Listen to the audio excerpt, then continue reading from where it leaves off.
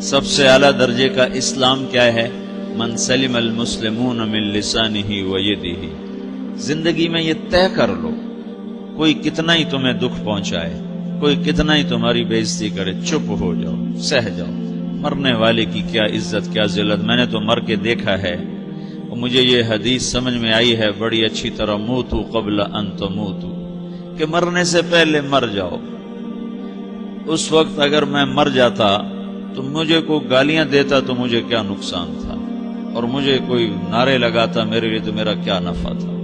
تو مرنے سے پہلے مر جاؤ، کوئی تمہیں برا بھلا کہے تو تمہارا کیا نقصان ہے، تمہیں کوئی واہ واہ نعرے لگائے تمہیں کیا نفع ہے۔ اگر اللہ راضی ہے تو مرد آباد اور زندہ آباد سے بے نیاز ہو۔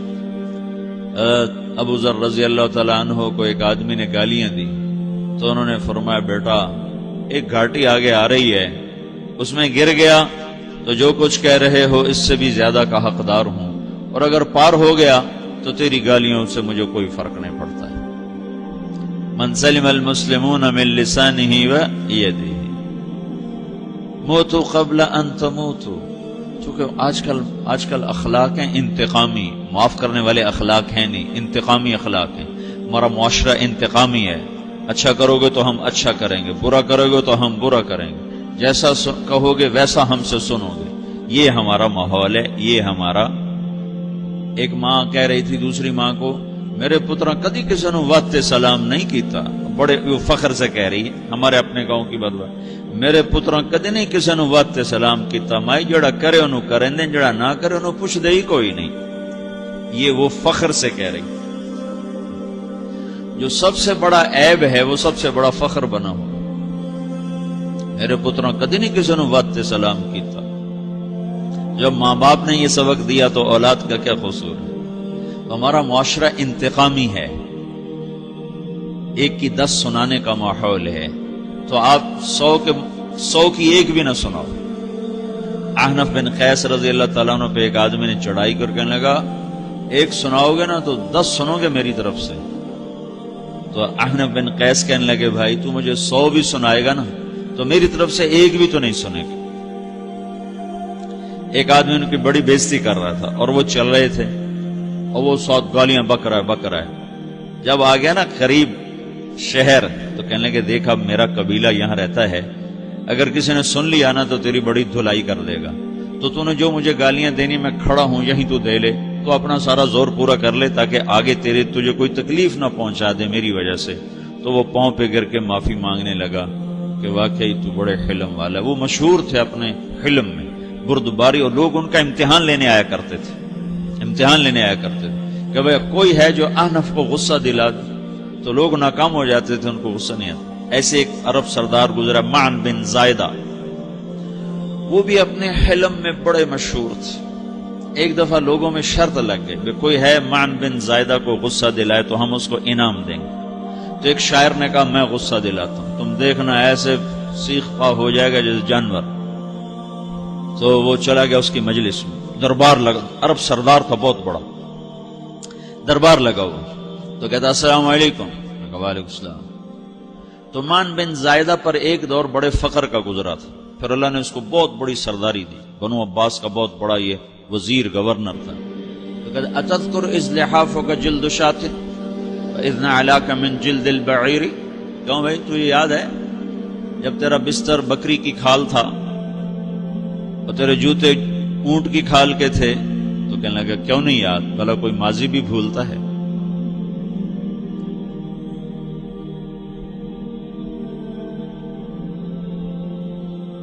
تو وہ کہنے لگا، پہلا وار تو خطا گیا، کہ فسبحان الذی آتاک ملکا وعلمک الجلوس علی السریر۔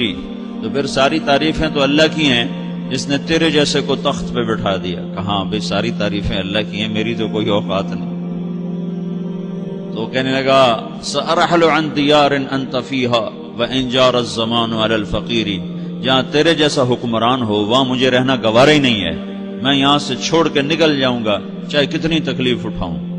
بڑے دربار میں یہ ایک گورنر اور وزیر سے بات ہو رہی ہے، تو وہ کہتا ہے اچھا بھائی اگر تو ہمارے پاس رہے گا تو ہم تیرا اکرام کریں گے، اور اگر تو جانا چاہتا ہے تو پھر رافقت کا سلام، تو وہ یہ بار بھی خالی گیا تو پھر کہنے لگا فجد لی یبن ناقصۃ بمال،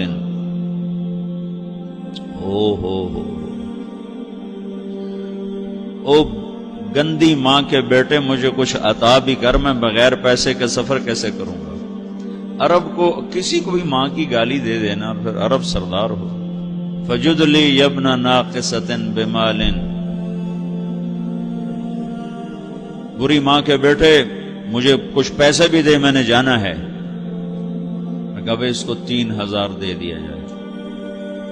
اللہ تو کہنے لگا قلیل ما آتیتنی و انی لأتمو منک فی الکثیر، یہ تو بہت تھوڑا تو نے دیا ہے، مجھے اور دے. کہا اچھا بھائی 3000 اور دے دو. تو وہ شاعر کی بھی آنکھیں پھٹ گئیں. کہنے لگا اب ٹھہر جا ٹھہر جا، اب میں تیری اصل تجھے بتاتا ہوں. سألت اللہ ان یبکیک ذخرا فما لک فی البریۃ من نذیر، میں اللہ کرتا ہوں اللہ تیرے جیسوں کو سلامت رکھے، تیرے جیسا دنیا میں کسی ماں نے جانا ہی کوئی نہیں. فمنک الجود والافضال حقا وفضل یدیک کالبحر الغزیر، تو ہی سخی ہے، تو ہی کریم ہے، اور سمندر بھی تیری سخاوت کے آگے کچھ نہیں ہے. تو نے کہا اچھا بھائی تو نے ہماری برائی کی، ہم نے تمہیں 6000 دیے، اب تو نے ہماری تعریف کی، اب 10,000 اور دے دو اس کو. باتیں ہی رہ گئیں، باتیں ہی رہ گئیں. کہاں سے لائیں ایسے لوگ؟ ہمارا معاشرہ انتقامی ہے، بدلہ لینے کا ہے، بدلہ لینے کا. تو میرے ساتھ کیا میں نے بھی کرنا ہے. تو اعلیٰ درجے کا اسلام یہ سکھا رہا نہیں چپ ہو جاؤ، سلام مت بن جاؤ، سلامتی بن جاؤ، سلامتی کی علامت بن جاؤ. من سلم المسلمون من لسانہ ویدہ.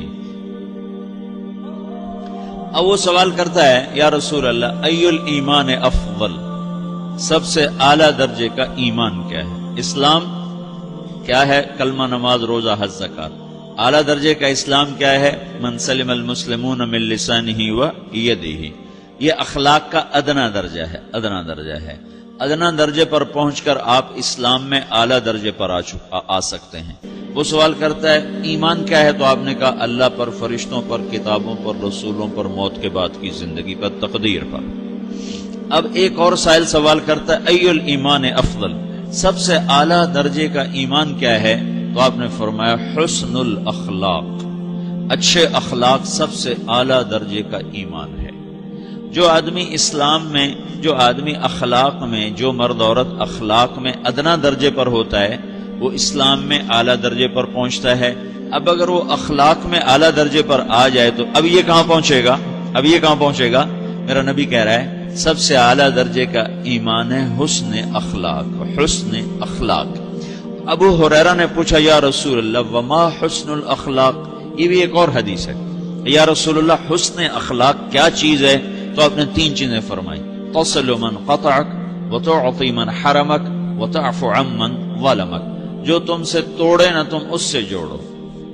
نہیں کرتا سلام نہ کریں، کوئی ہم چھوٹے باپ کے ہیں، ہم تو کبھی بھی نہ کریں، ہم تو کبھی بھی نہ منہ تھوکیں بھی نہیں. ہم تو میرا نبی کہہ رہا ہے جو توڑے تم اس سے جوڑو،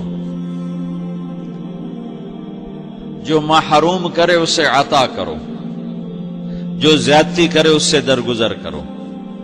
یہ 3 کام جو عورت مرد کر لے گا یہ اخلاق کے اعلیٰ درجے میں ہے. جب یہ اخلاق کے اعلیٰ درجے پر پہنچتا ہے تو پھر میرا نبی کیا بشارت دیتا ہے؟ ادنا درجے پر پہنچ کر تو اعلیٰ مسلمان کی بشارت ہے، اور اخلاق میں اعلیٰ درجے پر پہنچ کر میرا نبی کہتا ہے کاد الحلیم ان یکون نبیا، اعلیٰ اخلاق والا بس نبی بنتے بنتے رہ جاتا ہے. اعلیٰ اخلاق والا ایسے ہے جیسے کہ نبی، قریب ہے کہ وہ نبی بن جائے. یہ تو ہے نا ترجمہ، لیکن ہم ہمارے اردو میں کہتے ہیں وہ نبی بنتے بنتے بنتے رہ گیا. کیا مطلب؟ کہ اس میں اور نبی میں صرف نبوت کا فرق رہ جاتا، باقی وہ سب کچھ حاصل کر لیتا ہے. تو یہ سارے دین کا میں نے آپ کو خلاصہ بتایا ہے. کہ میری آپ کی ضرورت ہے کہ میرا اسلام اعلیٰ درجے کا ہو. من سلم المسلمون من لسانہ و یدہ، میرا ایمان اعلیٰ درجے کا ہو.